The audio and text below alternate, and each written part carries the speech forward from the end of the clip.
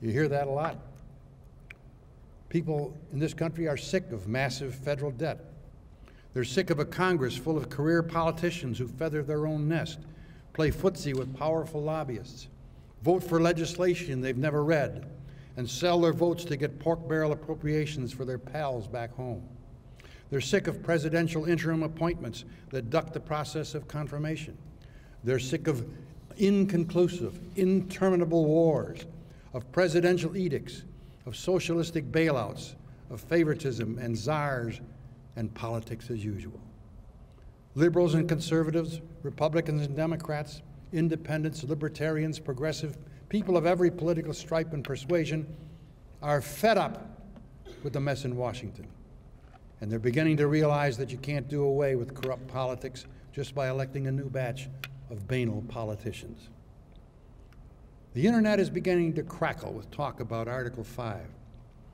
Of course, the John Birch Society, the ACLU, and a few other minions of the status quo are getting apoplectic, wringing their hands with worry about an Article 5 convention that somehow could abolish the Bill of Rights or fill the Constitution with crackpot, harebrained schemes and ideas. But thankfully, there are people such as you heard here this morning and you'll hear this afternoon who understand that no proposal becomes part of the Constitution without the concurrence of 38 states.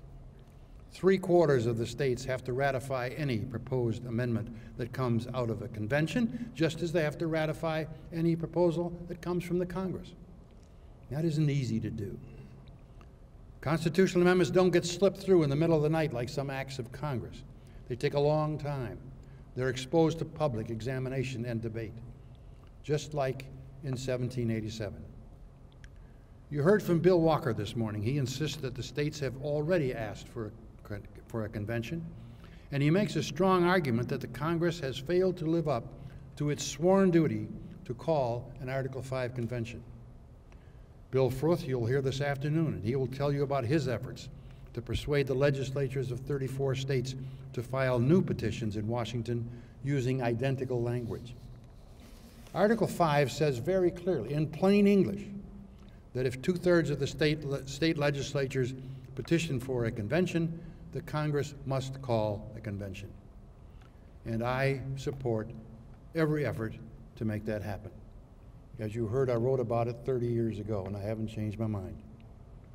But the fact is that I'm not very optimistic. Most of the problems in America today stem from the fact that the Congress, the President, and the Supreme Court have all bought into the idea that the Constitution is nothing more than a set of aspirational guidelines which gives the federal government supreme power to rule over the people of the United States. The process of amending the Constitution is political. It requires the concurrence and enthusiastic support of the people of the United States, not just some of the people, not just legislators or congressmen. Amending the Constitution requires more than a majority of the American people. It requires a supermajority. It requires what former Michigan Governor George Romney used to call substantial unanimity. It requires what George Washington called the explicit and authentic act of the whole people. In short, the Constitution doesn't get amended unless just about everybody is in favor of it. Now I ask myself, what if everybody is in favor of an amendment and Congress still refuses to propose it and still refuses to call a convention under Article 5? What then? What recourse do we the people have? In 1776, Thomas Jefferson and his cohorts declared that free men have the inalienable right to establish their government. They pledged their lives, their fortunes, and their sacred honor, and they formed a new nation. Fortunately, we don't have to do that. Fortunately for us, and for all future generations of Americans, our founding fathers gave us an amendable Constitution. And even more fortunately, the development of modern technology makes it possible for the people of the United States, to come together in convention, to draft, debate, and propose amendments to the Constitution in precisely the manner contemplated by the founders. And that is why I have organized Convention USA. Convention USA is a nonprofit corporation supported by the dues of its member delegates. It will operate an interactive, virtual Article 5 convention on the internet. And we're just getting started. We have 50 delegates representing 20 states. When we get delegates from 2/3 of the states, 34 states, we will call the convention to order.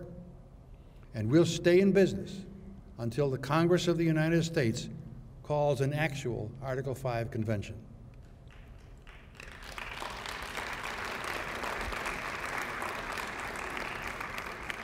Like Cooley Law School, our convention has an open front door. Any American citizen can register as a delegate. You know us. We're your friends and neighbors, the folks who live next door and down the street. A builder from Colorado, a grandmother from Florida, a sheriff from Washington, a priest from Michigan, a writer from California, a grad student from Louisiana, a businessman from Arizona, computer guys, teachers, lawyers, doctors, students, manufacturers, economists, and actors. People you've never met and never heard about, but people just like the people in this room who care about America, who love our country, its history, its Constitution, and its promise of liberty and opportunity. We're coming together because we care about the United States. We're worried about our beloved nation. We don't think the government in Washington, D.C. is working the way Thomas Jefferson, James Madison, Alexander Hamilton, and George Washington intended it to work. It was supposed to be a federal government comprised of sovereign states exercising limited powers. It was not supposed to be in charge of everything. It was not supposed to be dictating every aspect of our lives from the cradle to the grave. The government created in Philadelphia in 1789 was not supposed to have an unwritten constitution. It didn't create a ruling class oligarchy or authorize politicians to spend the people's money to build up their own power or keep themselves in office. The founders knew that self-interest and partisanship are the enemies of liberty. They recognized that the government they designed could become corrupted by the very individuals who were elected to run it. And they provided a way for the people to react, to come together, and to fix it. They gave us a remedy, and we, the people, intend to use it. The Article 5 Convention is an amendatory convention, a way for the people to draft, refine, and propose individual amendments to strengthen the Constitution we already have. It's not empowered to write a new Constitution. The founders expected the Constitution they gave us to be a living document. They expected us to adopt amendments that would keep America the land of the free. When the Philadelphia Convention was finished, a lady asked Benjamin Franklin what sort of a government had been created. His answer echoes down through the years to each and every one of us. It is a republic, he said, if you can keep it. I invite you to visit www.conventionusa.org. See what we're doing there. See if you want to be part of it. In the early days of the 20th century, a progressive movement swept America. In state after state, constitutions were amended to provide new ways for the people to participate in their government. By the process of initiative and referendum, citizens were enabled to have a direct and a personal voice in framing state constitutions and laws. That was 100 years ago. This is a new millennium. This is 2010. This is the age of computers and the internet. The explicit and authentic act of the whole people no longer depends on paper petitions and big meeting halls. It is now possible to hold a convention in which every registered voter in every state of the Union can participate directly, immediately, and personally. We are no longer captives of media conglomerates who limit our choices, who dictate our agenda, and who manipulate our decisions. In Convention USA, every citizen will have a chance to speak, to be heard, to be part of the give and take of political debate. and to vote on every proposal that comes to the floor of the convention. My friends, what we're doing in Convention USA is new and exciting. It's bold. It's not a revolution, but it is revolutionary. It's going to change the whole process of politics in America. You know, I don't expect to live to see it happen. I'm 81 years old. But you young people, you law students, you will see it. You will be part of it. And someday, when millions of your fellow Americans are routinely participating in Convention USA or something like it, and the Constitution of the United States once again gives them the republic that Benjamin Franklin promised, you will be able to remember this day.